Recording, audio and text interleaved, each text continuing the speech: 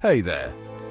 Did you know that Africa loses an estimated $148 billion a year to corruption? Yep, you heard that right.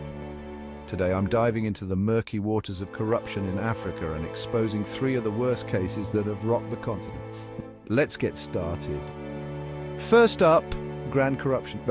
Picture this, a high-profile case involving top government officials siphoning off state resources. One of the most infamous examples is the scandal involving Nigeria's former petroleum minister, Diezani Alison Madueke. She was accused of embezzling billions of dollars from the national oil company. The scale of corruption here is mind-boggling, draining the economy and depriving ordinary citizens of essential services like healthcare and education. And what happened to her? Well, she faced some legal consequences, but justice often feels elusive. This kind of corruption leaves citizens struggling and countries in economic turmoil. Next, let's talk about resource exploitation. Corruption here often involves shady deals with foreign corporations that exploit Africa's rich natural resources like oil and minerals. Take the Democratic Republic of Congo, for example. Corrupt officials have made secret deals with mining companies, robbing the country of its wealth. The lack of transparency is staggering. The result?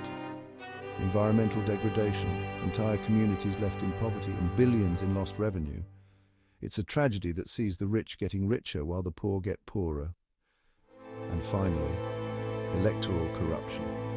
This is where democracy itself is under threat.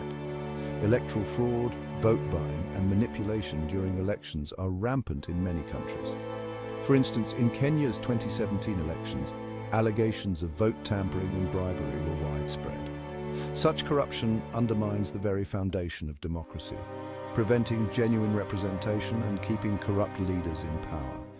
This means the voices of the people are silenced and progress is stalled. So let's recap. Grand corruption, draining economies and depriving citizens of services. Resource exploitation, robbing countries of their natural wealth and devastating communities. And electoral corruption, undermining democracy and silencing the people's voice. But what can you do about it? Stay informed, get involved in anti-corruption efforts and support organizations fighting corruption. Remember, integrity and good governance aren't just ideals, they're necessities. Let's fight for a better future, one with transparency and justice for all. Thanks for watching. Sources and more info in the description below. Stay tuned, stay informed.